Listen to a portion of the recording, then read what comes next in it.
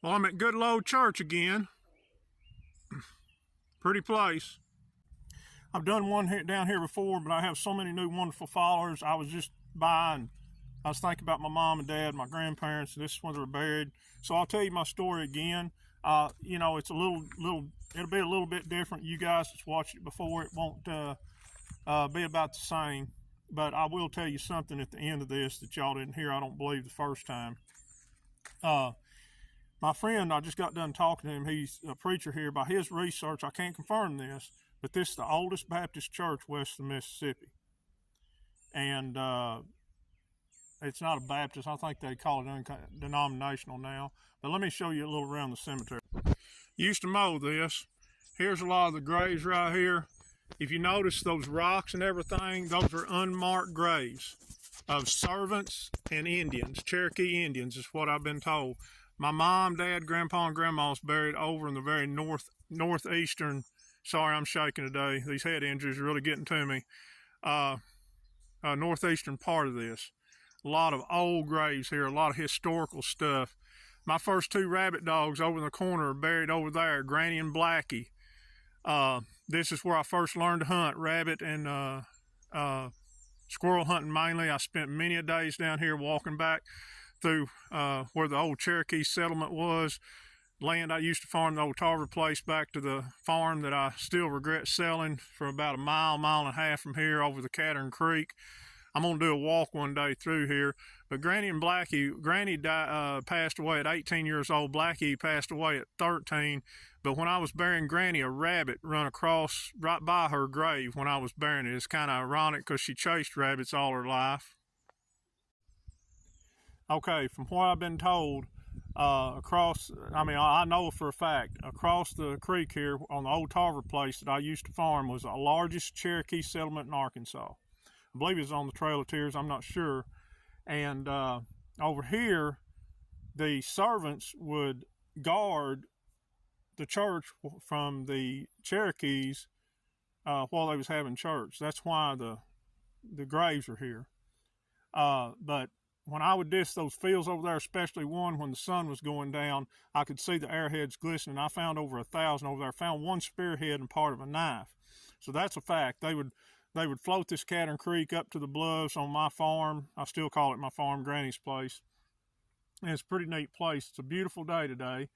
And I'm going to sit down and tell you the story over here at the front of the church, what happened to me, my spiritual awakening.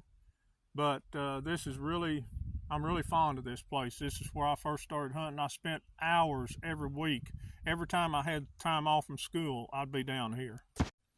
What's ironic, we call this the old gravel pit. And I said, Mom, Dad, I'm going to the gravel pit hunting. I'm going to walk around to Granny's, and I'd sometimes spend the night with her over there and take my dogs, walk them like a 5-6 mile circle from south of what's now Wesley Chapel Road to north. But it's actually a shale pit. Okay, here's my spiritual awakening. I was right here walking out at 8 years old. I was here. I don't exactly remember the date, but it was August of 1972. 8/72, August 8th month. 8 plus 7 plus 2 is 17. You can't make it up.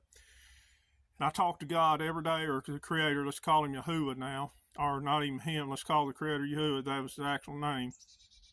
And I didn't know all that, but I was born with one leg out of the matrix. I knew things were way off. And I went in here and heard my first preaching was the heck, fire, and brimstone. I felt so bad and so guilty. I come in here a happy, loving kid, and I felt so guilty. And I remember right as I walked through these doors, and this not changed much since 1972, it really hadn't. I changed, and I was coming over here about to cry, and I looked up in the sky to the southwest, and I said, God, why do you hate me? And that's the terminology I used back then. Why do you hate me so much? And it's the only time the Creator ever verbally spoke to me. He said, Mitchell, I am not that way. They are lying. Don't listen to them. And I've been on a search for the truth ever since then.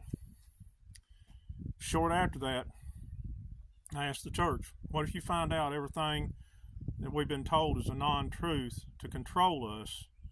I didn't realize the details, and that Christ and the Creator is much more than we ever thought.